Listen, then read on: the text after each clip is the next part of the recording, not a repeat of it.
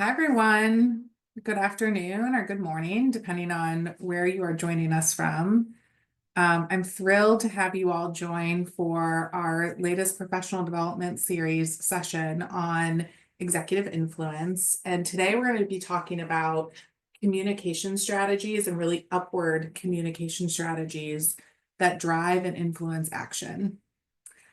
My name is Anne Herleth, and I am a vice president here at the Health Management Academy. And I am qualified in some ways to talk to you about executive communication, executive influence, really because of two things. First and foremost, for the majority of my career, I've spent time working with nurse leaders sort of across the gamut on a number of different things, everything from research and really thinking about how to drive the outcomes that we want, all the way to where we'll spend time today, which is really around leadership development. And so it really has been a professional focus of mine. On the other side, I am also a vice president. I spend a lot of my time thinking about executive influence, thinking about communication, using the skills that we're going to talk about today.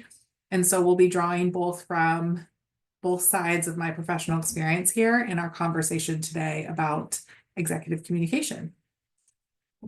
I'm going to talk a little bit more in just a second here about where this work comes from. If this is your first time joining us for a webinar, welcome. Just to give you all context, if you are a part of our Frontline Leader Labs program or you have joined some of these sessions in the past, the next 2 minutes or so will be a quick refresher.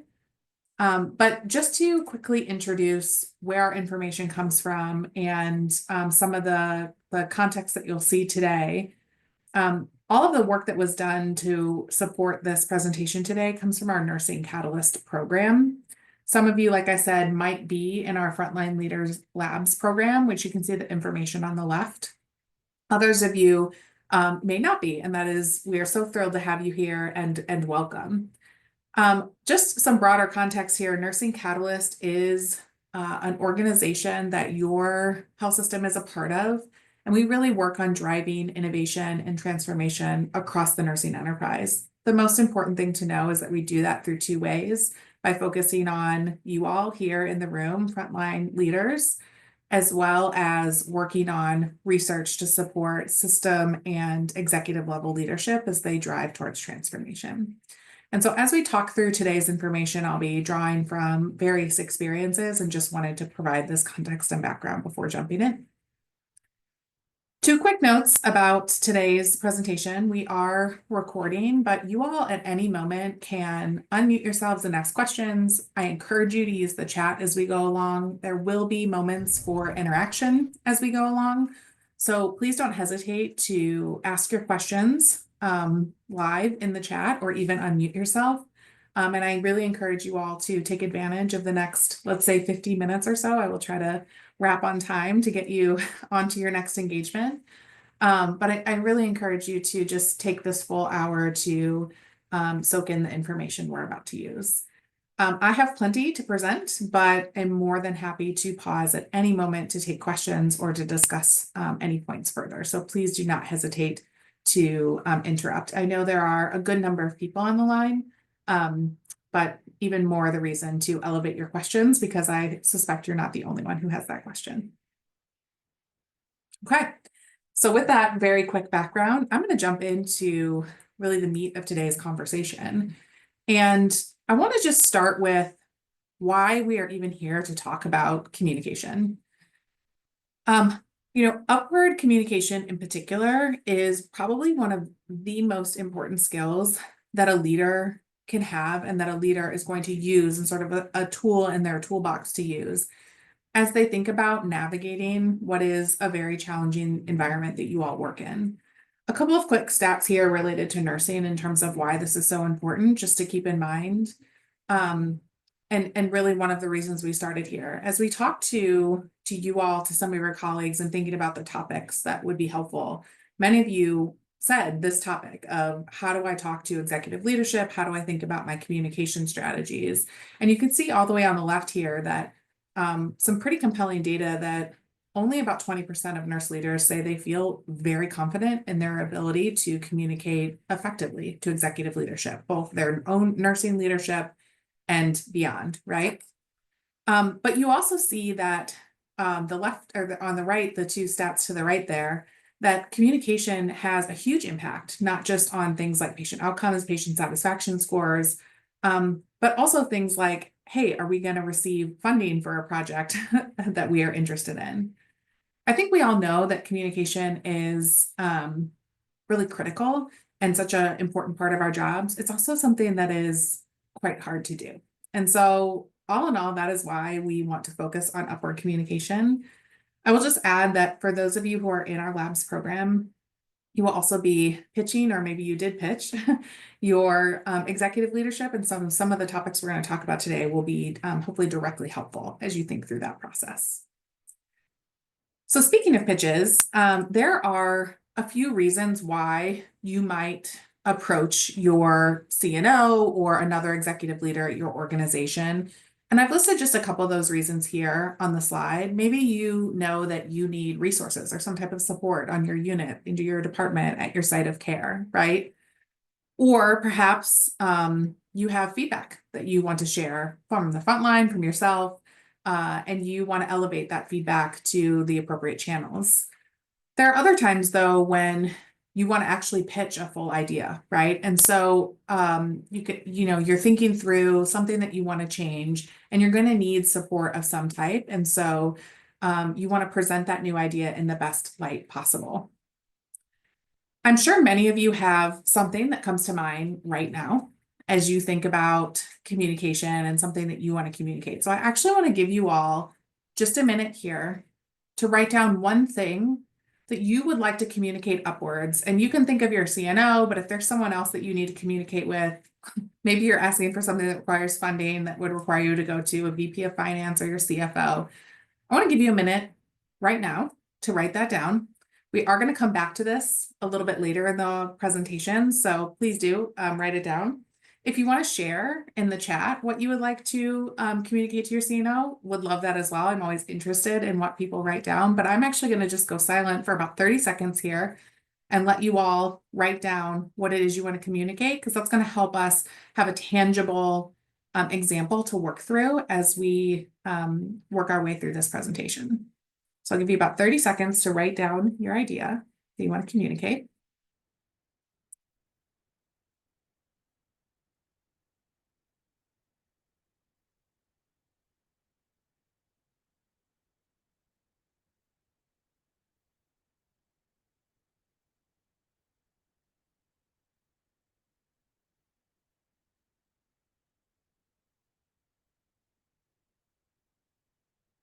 And with about 10 seconds to go here, if you are struggling to come up with something, I absolutely guarantee you have a piece of feedback from your front line or from yourself that your leadership would probably want to hear and need to hear.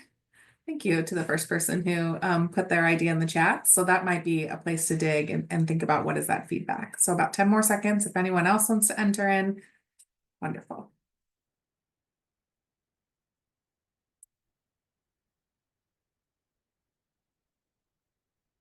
Okay, we have a couple in the chat here. Less bureaucracy. I'm sure many could feel that. Updated project timeline, action plans for process improvement, discussing barriers to operationalize EDOB patients, system-wide approach to palliative care, more support for the bedside. I'm sure many people could upvote that one if this was Reddit.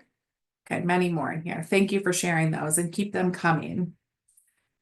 These are really helpful as we start to think through what we're going to do here. So let me talk you through a little bit of how today's session is going to go, just in terms of a roadmap. So the first thing is we're going to start with just the basics. As you are thinking through what you want to communicate, you just wrote something down, you say, I want to communicate that. We're going to talk about what is your goal and how you craft a vision behind that. I'm going to walk you through some pretty concrete ways, really two ways to think about putting that vision together and sharing that with your leadership. Next, we're going to talk about a little bit more of the art behind it. So how you think about communication strategies and thinking really about the executive that you'll be talking to. There's a couple different types of very classic styles when it comes to different types of leaders. And once you have crafted your beautiful vision, sort of layering over and matching that to a communication style can be a really effective strategy. So we'll walk through some of those. And then we'll talk about the delivery. So you've done all the prep work, you're ready to go. You're excited, you're probably nervous, right? What are some of the ways to manage nerves before? How do you think through managing maybe pushback in the moment? And then what do you do after to make sure you really solidly land the plane on that? I will leave a couple minutes for Q&A at the end, but again, I very much will answer questions as we go along. I do have colleagues on the line who can help elevate questions if I miss anything. And you are absolutely welcome to come off mute at any time if that is helpful and I missed something and you want to make sure we get back to that. Okay. So with your idea in mind, I'm going to get us into what I like to think of as the science behind some of this and start by talking through really knowing your goal and crafting that vision. So our very first thing that we are going to do is understand the purpose. And the purpose of what we're trying to do. So you all wrote down a number of different things, right? Mid-level, well, let me see here, this last one. How do we find great candidates for OR service line, right? That's the last thing I see in the chat here for what you want to communicate up, right? So you understand really the conversation that you want to have, but really clarifying that purpose and understanding what do I want to get out of that conversation? Is it brainstorming? Is it an answer, right? So really having that clarity is going to make sure that one, your message is concise, it's relevant, it's aligned with what your leaders are thinking about.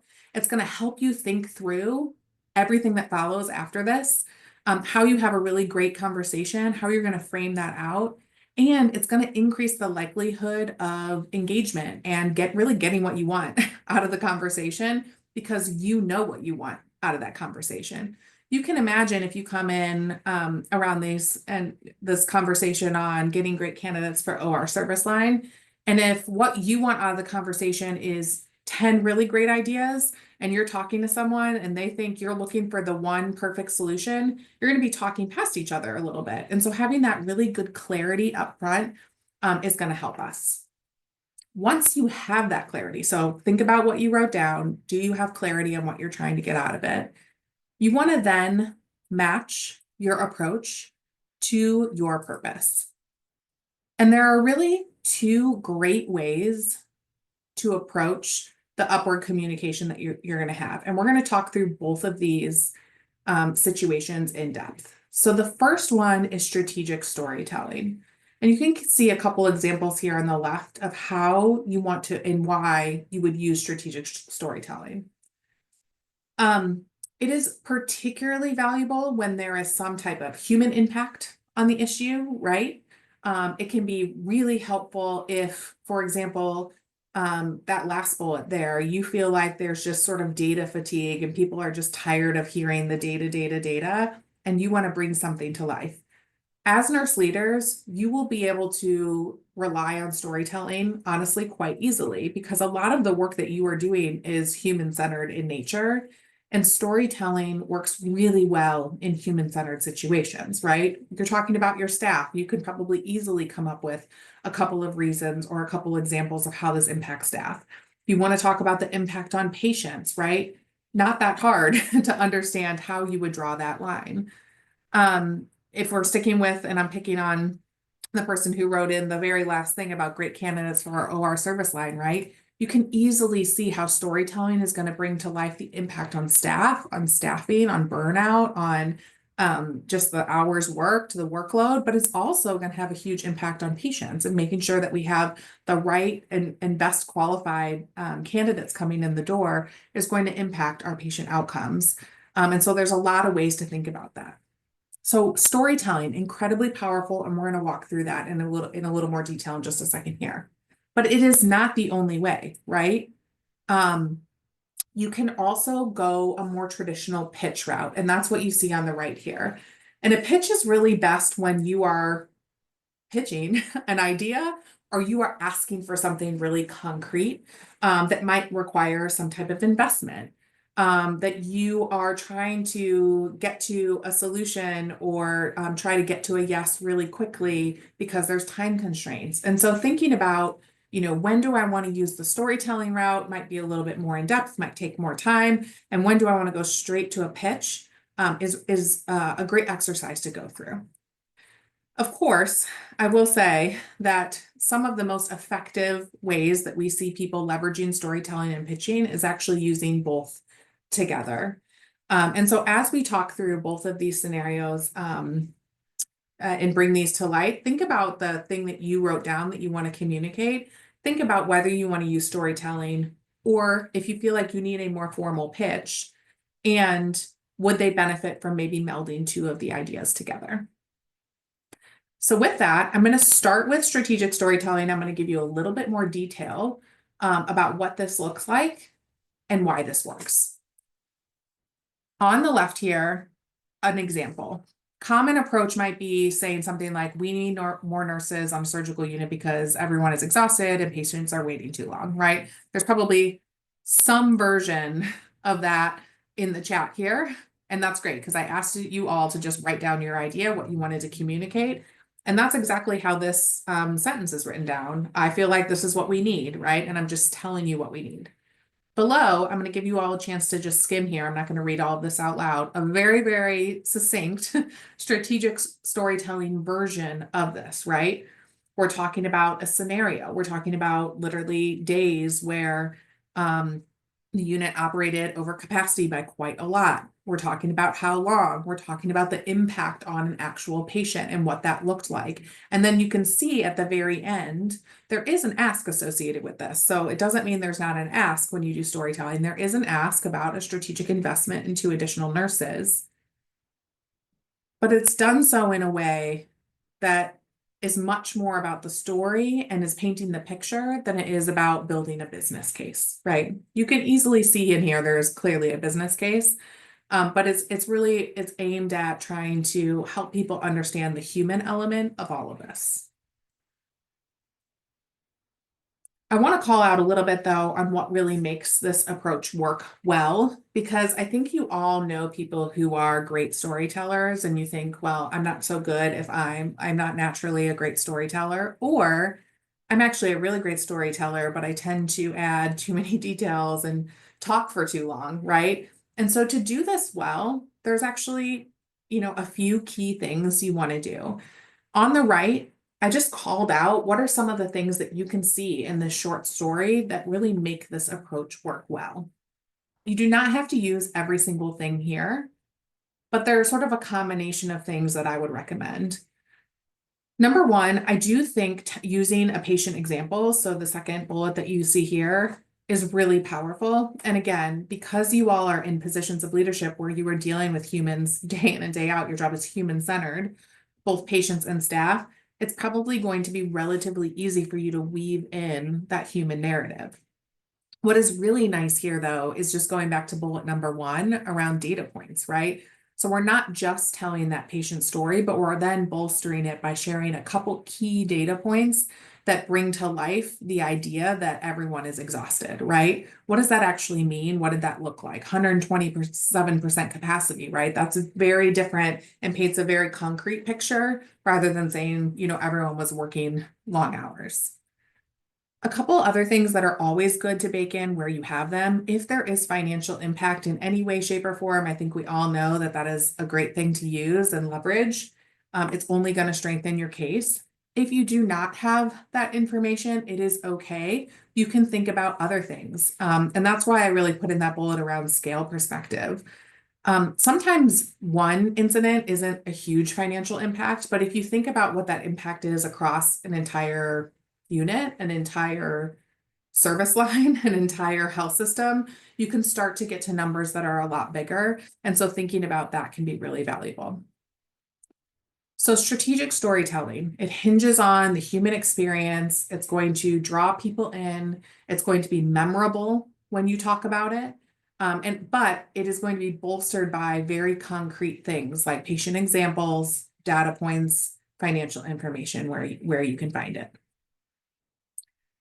We are going to share the slides. And because of that, I did go ahead and put in another set of examples in here just for later review. I'm not going to go through these now, but I just thought these were relatively probably common examples, and that these would help bring to life some ways that you can look to rewrite them. So did go ahead and put that in.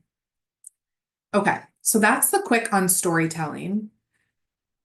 Um, Let me switch then to what it means to do more of a formal pitch, and then we'll pull up and kind of reflect on both of those and think about what they mean. So there are really two ways to do a pitch. You can do the quick pitch, the quick version, which is your 3-minute elevator pitch. Anyone who's part of our labs program has had experience with writing an elevator pitch. An elevator pitch is simply how do I boil down what I'm trying to communicate in terms of a vision in 3 minutes or less, in 90 seconds or less, in 10 minutes or less. You can kind of think about the amount of time you want to do this. Remember, a pitch can be a really great technique to use when you do not have a lot of time with someone. When you do a pitch, the most important thing is thinking about the 3 big chunks that you see here. And you can really scale the amount of time you put behind each one, depending on how many minutes you have, because 3 minutes was nice and clean. That's what I went with. So the hook. This is much like storytelling. What is the thing you're going to say to somebody to get their attention? If you think they would be really compelled by data, then you're using a compelling data point. This is where you can easily integrate some of the things we just learned about storytelling into a more pitch approach, right? Tell a quick story to illustrate a problem. If we're using the last example around capacity, you can tell that same story on last month for 18 days, we were running 127% capacity. It's using data. Let me tell you a little bit about how this impacted a patient. You're bringing that to light and really blending storytelling into the pitch. We're going to try to keep that part succinct though, because the goal here is to get to a yes on what you want to propose as your solution. And so you can see that we're only spending, less than a third of the time on the hook. We're spending the bulk then on the actual solution. So this is when you have a concrete thing that you want to put in front of someone and you're trying to get to a yes. And you're saying, just sticking with the example we used in storytelling, I think adding 2 nurses wouldn't be effective and cost-effective way to run out this problem. You're going to outline core components of that. You want to highlight how your approach is going to be effective. Why is that going to help in this situation? What is it going to mean when capacity goes down? Are we going to be overstaffed? You're going to kind of run at some of the things that might go through the other leader's head. And then in the final part, you're going to make your explicit ask, right? Are you asking for them to approve those jobs? Or are you asking them to support you as you bring this forward to the next leader? Imagine you're talking to your direct boss, maybe your director, maybe a CNO, and you need to go pitch this to a CFO. Are you asking for them to keep an open mind as you do a future pitch that refines some of the questions that they have? So you really want to make sure you have a concrete ask at the end so they know what they're responding to. If you're not trying to get sign off on the extra staffing right away, then what is it? Is it their support as you explore this further? So that is the very, very quick version. This is a best approach.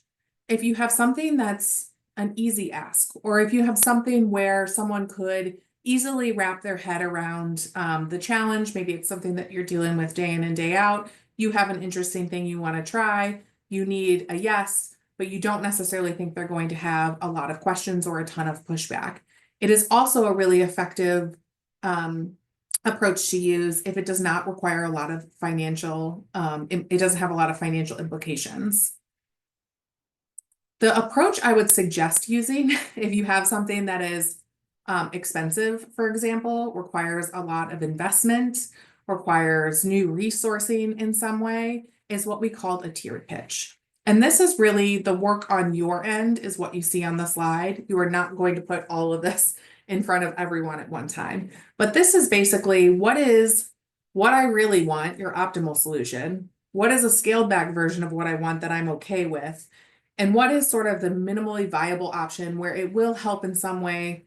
It can still show some impact. Maybe it's not everything I want, right? And you're going to go through this exercise in your head of what are sort of the 3 ways I could pitch this that is biggest investment, going to cost the most money, but it is going to have, it's sort of the most comprehensive solution I can think of, all the way to if I can get just one thing, what would that be? And that's your minimally viable option. Some examples for you at the bottom on just how you would script through this. I'm not going to spend time necessarily going into every single bullet here because this is something you can come back to and think through. What I would say though is you are not going out and throwing all of these at someone at once, right? You're starting with your optimal solution, you're going for the home run, right?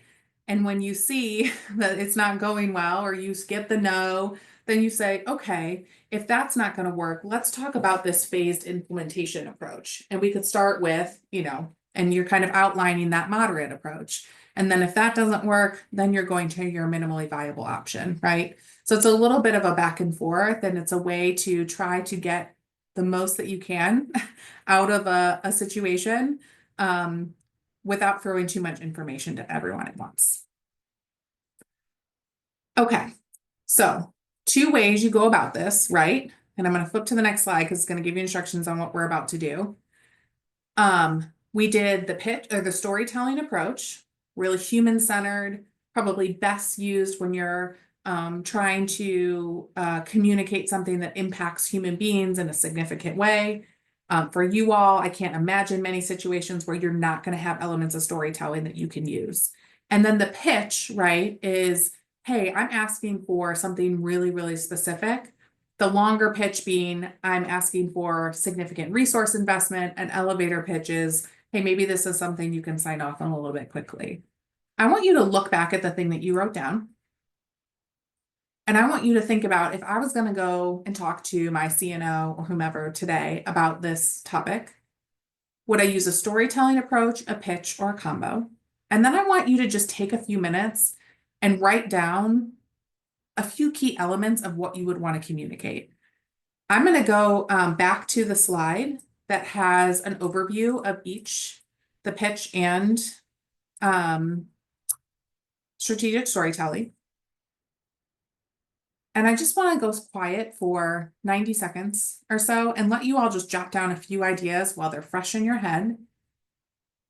And then we will move on and start talking about a little bit of the art behind all of this. So we're going to go quiet for about 60 to 90 seconds.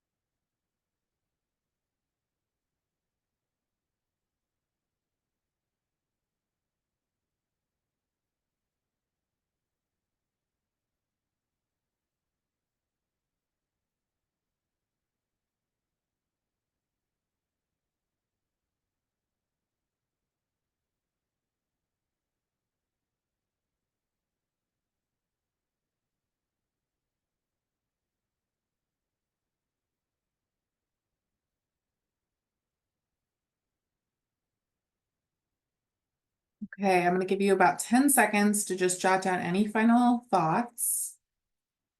And as you do that, I was scrolling through some of the things folks wrote down. These are great. And I'm just going to comment on a few on how I might approach some of them live.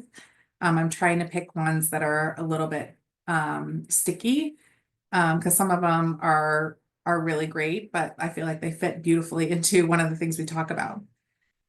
There's one in here, how I feel about his leadership, and I'm assuming his is your upward communication, who you want to communicate this to. I'm assuming just from the framing, it's not the most positive feelings about leadership. In a situation like this, I think storytelling is a great approach. And of course, you always want to be sensitive to how you talk about someone's leadership directly to them. But telling a story about a really concrete situation and being direct about that can be incredibly helpful. right? So you're thinking through, maybe you're not going to use data points, for example, but you're drawing a direct connection between sort of what was the situation that you observed in really clear terms and the impact that that had on you, on your staff. You're not going to talk about it globally. You're going to pick one situation, right? And so these ideas of storytelling are not just something that apply to, asking for something, but really around driving feedback. I would still recommend and ask at the end of everything, I'd love if you could X, or could we think through ways that we could ensure your visibility on my unit more often to drive additional trust among our staff. I'm working with that. I saw another one that was about trust among staff that I thought was really good. So that's one that looked really good. Another one I will just flag here and then we'll move on. How will leader growth look like? What is the plan process to keep them at the organization? So looks like we're talking about leaders. I'm going to work with nurse managers just to make that easy for this example. I think this can be a combination of both storytelling and a pitch, right? So you're going to talk about maybe a couple of your colleagues who you think are really talented, right? Who show tons of potential. Or maybe you have direct reports that would be excellent leaders and we don't have opportunities for them to grow into that. So you're going to bring to life the situation. Maybe we've had recent turnover of certain individuals who were such assets to our health system, right? We're bringing that to life. And then we're saying maybe the pitch isn't, I have a solution, but I'd love to think through a process or a plan for our organization to run directly at this. Will you be my executive sponsor? Will you help me think through X? Would you give me resourcing to do Y, right? So there's ways to sort of bring that to life, even if you don't have all the answers today. Okay, so hopefully that was helpful in just getting your wheels turning. One last thing I'll sort of leave you with on this is that you have tools at your fingertips, literally, that can help you do some of this work if you are feeling stuck. And I'm talking about AI, ChatGPT, maybe Claude. If you haven't used either of these platforms, I encourage you to explore them to start to understand how they can support you in your day-to-day work. Minimally, I hope no one is writing performance reviews for themselves anymore, and they're using the assistance of AI to get that done quickly. But this is a great way that AI can actually serve as a thought partner as you're trying to think through how to structure things like this. So I'm not saying to enter everything into AI and then read directly from what it says to you, but rather use the prompts that you see on the screen. And again, you will get these in follow-up to help you start thinking through how should I frame this? What kind of story should I tell? And maybe you're going to use half of what it gives you, or maybe you're going to have to iterate on it a little bit, but these prompts should be a good starting point to help you structure what it is you want to say. I think preparing for conversations and writing them down, I still do this when I'm thinking through ideas. I still do this before I have to deliver difficult feedback. However many years I've been doing this, that extra work, that step of just writing everything down can be so helpful, even if I don't ultimately have those bullets in front of me when I go deliver my actual story or pitch or feedback that I have. So hopefully this slide ultimately saves you a little time. Okay, so we're just over halfway through our time here, and that is more of the science behind it. There is, in fact, an art form to some of this, and I want to talk a bit about that as well. So you have probably heard at some time in your leadership journey that there are different communication styles, and to try to understand what those different communication styles are. This is the art because you want to understand who you're talking to and make your best bet on what will be most compelling to them, particularly if you are trying to pitch them on something, and particularly if that pitch requires any type of time or resource investment. There are 4 very common types of communication style that you see listed on the screen. These are pretty straightforward. But what I'm going to do is quickly flash each one and just give you a little bit of information about it. And as I go through these, I'd like you to think about which you think your leader that you want to talk to aligns to. Okay. So I'm going to start with the data-driven leadership. Okay. So this is really the person who data points are going to be the thing that matters. They want to know the metrics. They want clear before and after comparisons. They want research. They love best practice. They love statistics, benchmarks, and measurable outcomes. We often see, we actually do see quite a lot of clinical leaders who are data-driven, physician leaders in particular, but a lot of CNOs are going to be data-driven, right? As nurses, you are trained to be data-driven in many ways. And so many of you will find that statistics are very, very helpful as you start thinking through this. The second big one are people-driven leaders. So these are going to be individuals who are most swayed by the human element. If you are thinking about a person and what you want to pitch to them, and they are a people-driven leader, you should absolutely be using storytelling in some way, shape, or form, because storytelling is all about the personal experience, right? You're really going to emphasize scalability. You're really going to emphasize the competitive advantage of what you want to do. And you're going to show how what you have in mind could have impacts on the broader system, on staff, on patients. You're going to show that human element, right? Again, many clinical leaders are also people-driven. People can have more than one. What we're thinking about is what is the dominant type of communication that somebody is driven by. Our third is really strategic leadership. So if you are talking to anyone who is in the C-suite, they are going to have at least some degree of strategic leadership that drives their communication style. So these are people who are going to be thinking about organization mission. They're going to be thinking about their strategic plan. They're going to be thinking about broader system priorities, right? Absolutely, COOs are going to fall into this category most of the time. But like I said, anyone who has a chief in front of their name is likely going to have some degree of strategic leadership. So a best practice that I can offer you is that if you were talking to your chief nursing officer, for example, understanding, does your ask track into the nursing strategic plan in any way, shape, or form? And being able to reference that can be so helpful. If you are not sure what your nursing strategic plan looks like or what is on that, is a great thing to start with, and potentially asking that question and saying, hey, this is the thing I'm struggling with. Here's the thing that I pitch. I'm curious if this would inflect anything that's in our broader nursing or organizational strategic plan. And then the final one, which I think is probably pretty self-explanatory, is around finances. So people who are really influenced by cost effectiveness, ROI, resource allocation. Immediately, we're thinking our chief financial officers, our VPs of finance, anyone who touches revenue cycle, anything like that, right? But there are plenty of people who are leaders in other parts of the organization who are going to be very driven by financial leadership. I would say right now, there is not a single health system leader who is not thinking about finances right now. There's a lot of financial insecurity, a lot of unknowns right now with a lot of federal funding. And so most organizations are thinking quite a lot about cost savings. And so anytime you can show ROI is going to be a good best bet to make.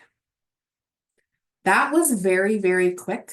And there is, you can come back to these slides and read a little bit more. I do want to make sure we have time for our last section because there's a bit more about the actual delivery. But before we move on, I would just be curious from the group, as you think through the person you were thinking about communicating upwards with in the scenario that you wrote down, how would you categorize them if you had to pick one area: data, strategic, people, or financial? To participate in this poll, you're going to pull out your phone, you're going to scan the QR code that you see on the screen, and then the poll is going to pop up and you're going to be able to answer the question. So I'll give you all a minute to do that. And we should be able to see results. Oh, there we go. Somebody input their results in real time as they come in. So I encourage you all to put them in. So I'll give you all a minute to answer.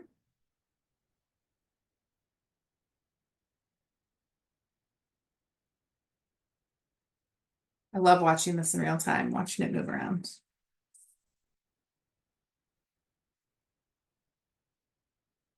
This is great. Okay. So before we move on to sort of the delivery of all of this, because that is a very important part, just recapping where we've been and what we've covered. You're picking what you're going to focus on, right? You have your one point and you really know what you want to get out of that. You have clear purpose. Then you're deciding your approach. Am I using a storytelling approach? Am I using a pitch approach? Once you sort of map that in, then you're going back and you're saying, hey, who am I talking to? The person I'm talking to, are they a strategic thinker? Are they data driven? Are they people driven? Are they financially driven? And you're going back and you're layering that on. It doesn't mean you're totally getting rid of the approach you use, but you're layering it on. So for example, if you're going the pitch route and you know that they're a strategic leader, looks like 44%, 45% of our group here says I was thinking about someone strategic, then you definitely want to know what's in the strategic plan and whether what you're talking about links in any way, shape, or form. If you were data driven and you're talking to someone who's data driven and you have a storytelling approach and you look back and you realize, hey, I've really just talked about the people. I don't have any data in here. I have nothing that sort of quantifies the impact. You're going to do a quick search to understand, well, if I don't have the data for myself, maybe there's data in the literature that can support what I want to talk about, right? So you're layering that on. Once you are all set to go, this is when it's quote unquote the big show, right? You're going to start delivering this feedback. And what I want to talk about in this final section here is really concrete advice on how to do this well, particularly if this is not an area that you have had to approach a lot. This upward communication portion and sort of how you do this well can also be applied to simply providing feedback to people upwards. So hopefully everyone will find a way to put some of this into action relatively quickly. So first and foremost, and this sounds a little bit basic to put out there, but I want to just make sure we're all talking the same language here, is you are absolutely going to request time formally on someone's calendar. Depending on what you're doing, you want at least 30 minutes. If you are planning to pitch them and it's your first pitch, I would recommend 30 minutes, even if you have an hour's worth of content to talk about. Push yourself to be succinct. Of course, a private place is where you want to deliver. And for your own sake, I would recommend scheduling either early in the day or some time that is not during a high stakes time. So if you do rounding in every single morning, I would not schedule this like right before it or right after it, just because if you end up running long, then you're rushing and that's stressful. If you can avoid scheduling at the end of the day, it's just a nice, good trick to not have to obsess about it all day, right? Like you don't want to be thinking about this all day. It's nice to kind of get it over with in the morning if you're able to. You also want to make sure that when you schedule with someone, you are providing really clear context on what it is you're hoping to get out of this time. The more background information you can provide, the better. Maybe there's something you can send in advance. Maybe you want to reference a little bit of what's in your pitch or part of the story. Hey, I had this situation happen a couple of weeks ago, or hey, we've been running at 127% capacity for the last month. We are finally getting things under control. We're back down to, 95% capacity. I want to talk a bit about how we can avoid those situations in the future. I'm going to come with some specific ideas. I'm hoping to get your reactions to them. It doesn't need to be 10 paragraphs, but giving people context of why you're coming in can be an incredibly helpful thing.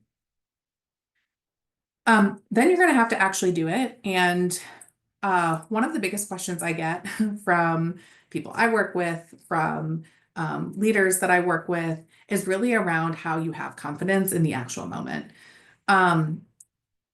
There's no secret to any of this. What you see on the slide here are things that have just worked for me or for others to try to either build or honestly fake confidence when the moment comes. I am still nervous about plenty of things. And there are a few things I actually do to help me feel really grounded before I have conversations. I'm a sort of a superstitious person. So the number 4 pre-presentation rituals, that is absolutely me. I have a song that I listen to before I have to give a big presentation or before I have to make a big ask of my boss. It is the same song I listen to every single time. It just puts me in the right mindset. I'm not going to tell you what song it is, but it is by Lil Kim. and it is just the thing I need. And it is ritual, right? There's a reason why athletes have rituals. It's just ritual for me. It really helps, right? Um, what is your thing? You just need to think about and sort of have the thing that's going to make you feel confident in the moment, and go with that. And it can be silly or it can be something not silly. The only other thing, oh, I have the tiger. I absolutely love that. That is a great one, right? Songs, music can be a wonderful thing. The only other thing is you should be prepared. So I think that is a given, is to be prepared for the actual moment. There is such thing though as over preparing. So be prepared, you know, if you do everything that we've talked about till now, your ducks are in a row, and then you just have to sort of pump yourself up to do it. Um, the last thing I would say is number 6, I'll call out, is sort of what we call a failure recovery protocol. And this is like, what is my plan if things go poorly? So if you are someone who thinks a lot about all the what ifs that could happen, I would think about the worst possible situation and come up with a plan, right? Like if somebody laughs in my face when I pitch them an idea, what am I going to say to exit the situation as quickly as possible so that I can sort of remove myself and gather my thoughts, right? And so having something pre-scripted that you're going to say that helps you out of that situation can put you at ease, because I can almost guarantee you the worst case scenario is not going to happen. But it will help put you at ease before you have that conversation. Okay. Now, I will say worst possible situation rarely happens, but pushback often happens. So you, particularly if you are pitching something that requires resource investment, and or if you are giving direct feedback to someone who maybe is not the most responsive to direct feedback, you're probably going to experience pushback. And the best advice that I can really give you when pushback happens is just to acknowledge it, right? You're going to acknowledge that this is happening, that someone does not agree with you. Maybe they don't see eye to eye with you. Maybe they don't understand what you're asking for. And then you're going to try to get to curious, right? You're going to start asking questions. You're going to start to think through, how can I navigate some of this challenging pushback, and how can I turn it into something productive? If worst case scenario, you're getting such substantial pushback that you don't feel like you can manage the conversation anymore, then that's where you use that recovery line that you came up with, that says, I'm getting out of here. Something like, hey, thank you so much for your thoughts. This is giving me a lot to think about. I'm going to noodle on some of this and I will get back to you in a couple of weeks with next steps, right? And then you're going to leave, if you're really getting that much pushback. Pushback can be good, right? We have a perspective on things. You're going to have a really great perspective.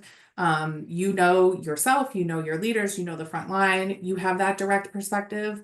But sometimes we do need to be pushed, and pushing us is going to get us to a better solution. Sometimes though, pushback is going to feel hard in the moment. And so it's okay to take that and to let it marinate a little bit and then come back in a couple days or in a week with next steps. Let me talk about one other area in the moment that I think I get a lot of questions, and then we're going to talk about how we make sure we leave things in a really good place. And then we're going to open up for questions. So if you have questions as we go, start thinking about those now. You can start chatting them in or think about coming off mute. Speaking of questions, how do you manage tough questions? The biggest thing I can tell you is that you do not have to have all the answers. When you're pitching something, when you're telling a story, it does not mean that you always know every single answer to every single question. They might ask you for a data point that you don't know off the top of your head. They might ask you to think about something in a way you've never thought about it before. And so it is absolutely fine to not have all the answers. What you see here are some ways that you can handle not having the answer. You do not need to know all of these. You need to pick one of these that works really well for you. And then leverage it. For me, I'm always, I really like to be curious in the moment. So if somebody's asking me a tough question and I don't know the answer, first of all, I'm going to acknowledge that I don't know the answer. Oh, I don't have that data point off the top of my head. I'm curious, sort of, what's triggering your interest in that piece of data. And so you'll get them to talk a little bit about why they want that information.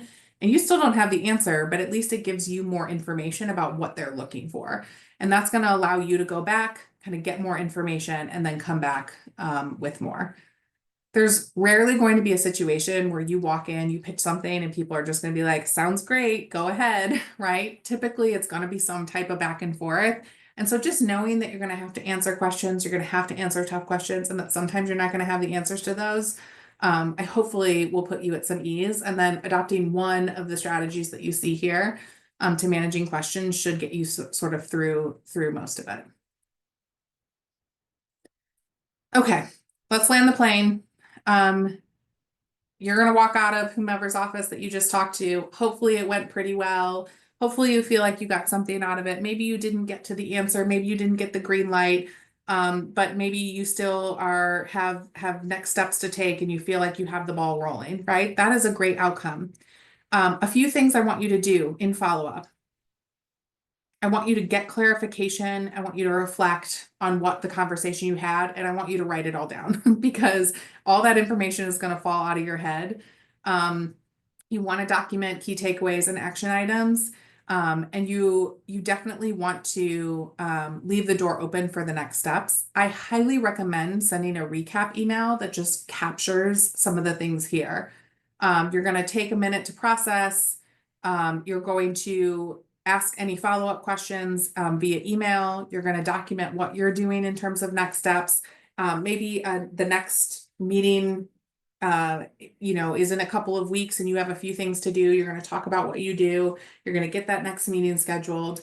And you're going to express appreciation for their time and all that kind of good stuff because really ending things on a positive note and tying a bow sort of around that whole experience. I think people overlook that step.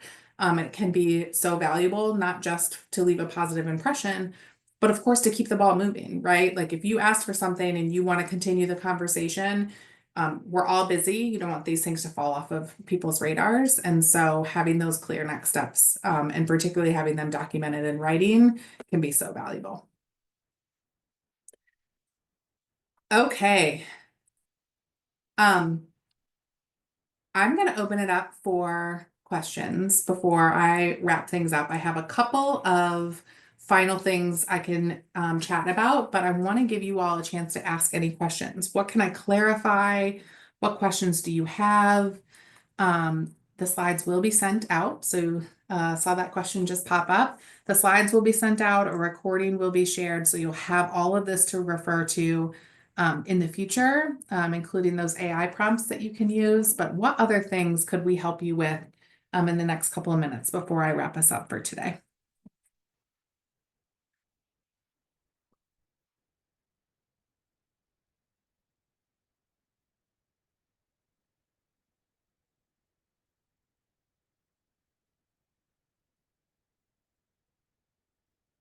Okay, well, I'm going to wrap us up then. And a couple of thoughts. Number one is my best advice for you is to start building relationships now.